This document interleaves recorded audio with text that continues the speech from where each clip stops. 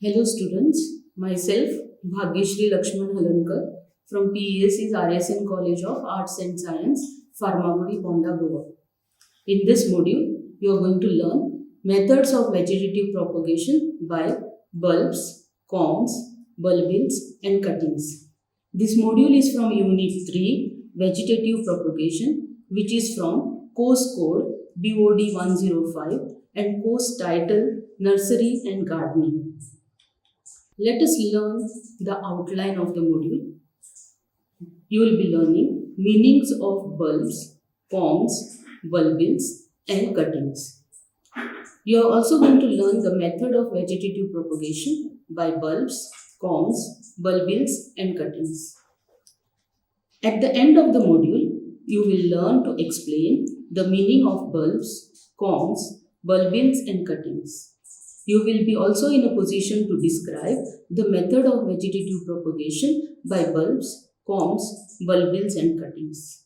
So let's learn in detail the methods of vegetative propagation. Vegetative propagation is a type of asexual reproduction that produces progeny or new plant by any vegetative part or specialized structure of the parent plant like rhizome, tubers, suckers, etc. without gamete formation and fertilization. Vegetative propagation is performed in the plants which do not have viable seeds or seeds which are dormant. Plants which have desirable superior traits are also vegetatively propagated because it results in producing identical plants. Let's see the different methods of vegetative propagation. There are different methods of vegetative propagation like layering, grafting, budding, division, offsets, suckers, runnels, cuttings, bulbils, corms and bulbs. Out of these different methods, layering, grafting, budding, division, offsets, suckers and runnels, you have already learnt in the previous module. So in this module, you are going to study 4 different methods of vegetative propagation, that is by means of bulbs, corms, bulbils and cuttings.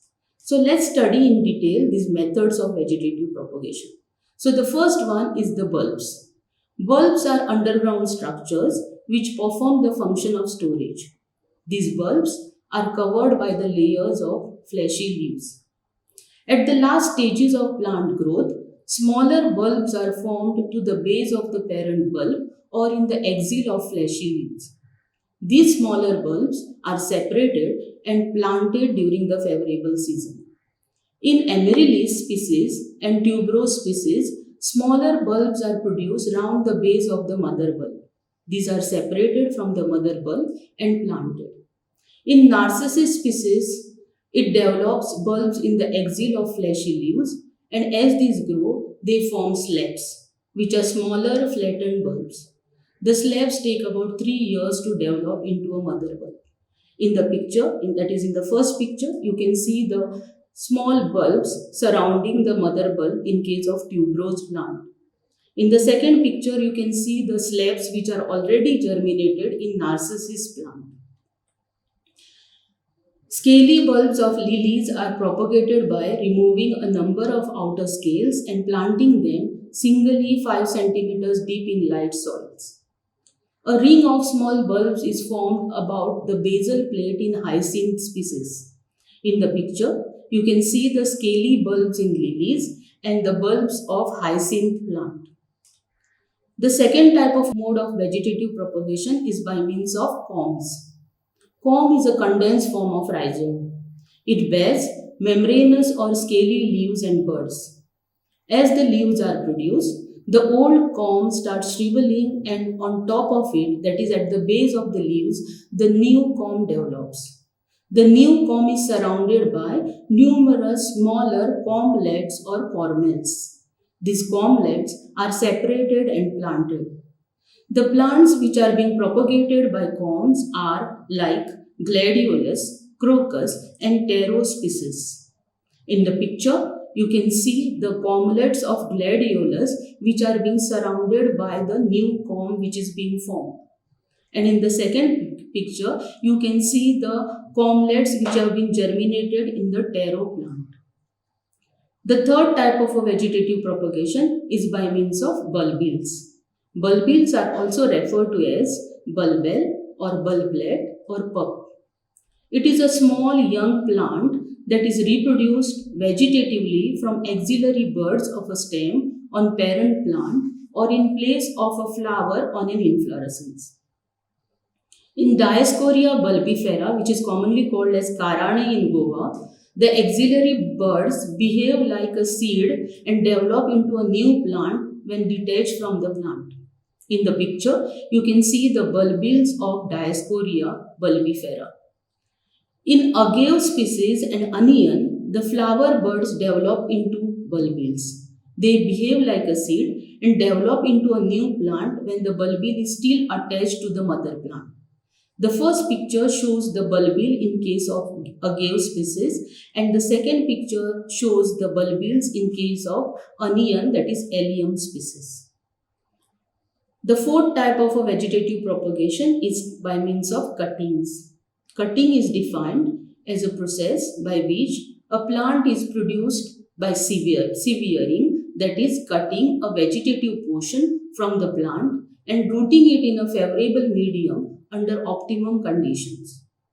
Propagation by cuttings is the most cheapest and convenient method, and hence this method is used most popularly to raise new plants. The method is named after the part of the plant used for cutting.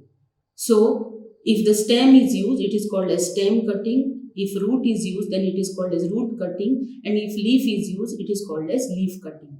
So, let's study about the first one, that is stem cutting. The great majority of shrubs are propagated by stem cuttings. They are of three different types. The first one is called as a softwood stem cutting. In this, a young tender shoot is used for propagation. For example, chrysanthemum and coleus species are propagated by softwood cutting. In the picture, you can see the chrysanthemum plants develop from the softwood cutting. The second one is a half-ripe or semi-hardwood cutting. In this, older shoots that change color from green to brown are used for the propagation. The plants which are being used for this are lantana and jasminum species. In the picture down, you can see the stem, brown stem of lantana and jasminum species used for the cutting. The third type of a cutting, stem cutting, is hardwood stem cutting. Here, the fully ripened cuttings are used for the vegetative propagation. The plants which are being used here are bougainvillea species and hibiscus species. In the picture, you can see both the bougainvillea stem, the hardwood stem of bougainvillea, and the hardwood stem of hibiscus species. Let us learn the methodology used for propagation of plants by stem cuttings.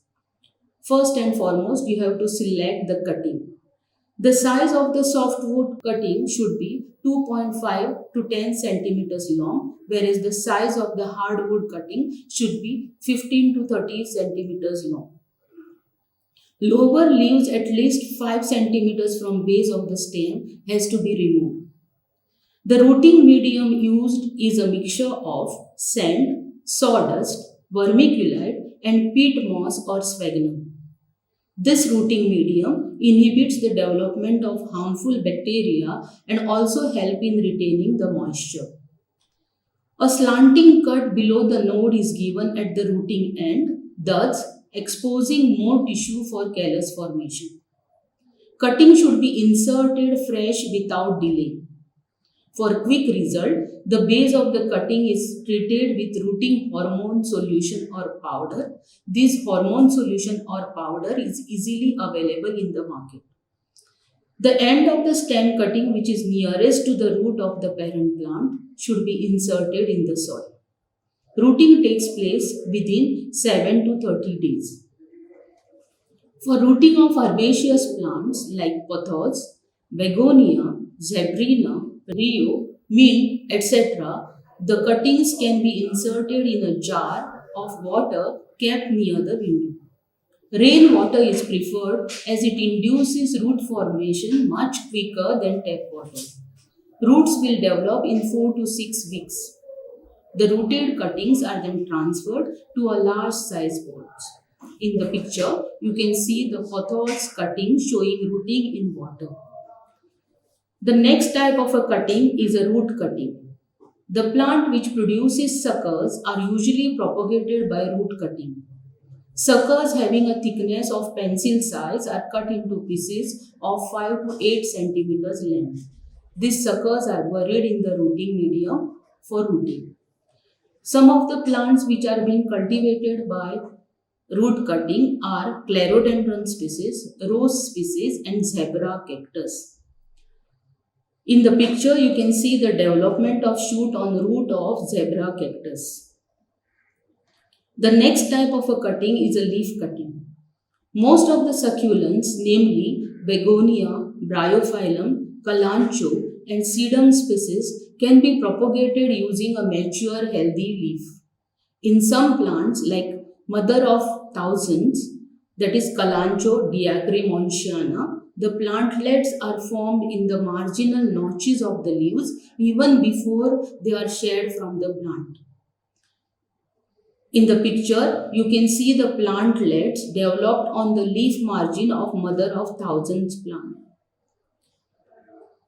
Leaves of begonia species develop new plantlets when they are placed on the damp soil surface. Some plants like pothos and peperomia species are propagated by leaf petiole cuttings. In the picture, you can see small new plantlet developed on the begonia leaf. Let us summarize. Vegetative propagation is a type of asexual reproduction that produces progeny or new plant by any vegetative part. We have learned 4 methods of vegetative propagation, that is by means of bulbs, corms, bulbils and cuttings. Example of bulbs are amaryllis species, tuberose species, lilies and hyacinth. We have studied in detail the propagation by bulbs. Corms are propagated in case of gladiolus and taro. Bulbils, we have studied the example Dioscorea bulbifera, agave species and onion species. There are 3 types of cuttings: stem cutting, root cutting and leaf cutting. In stem, there are 3 categories: softwood, semi-hardwood and hardwood stem cuttings. We have studied these in detail. Herbaceous plants are propagated by keeping them in the water. We have also studied in detail the methodology used for propagation of stem cuttings and propagation of plants by root cuttings and leaf cuttings. These are the textbooks which are being used for the preparation of the module, and these are the online references which are being used. Thank you.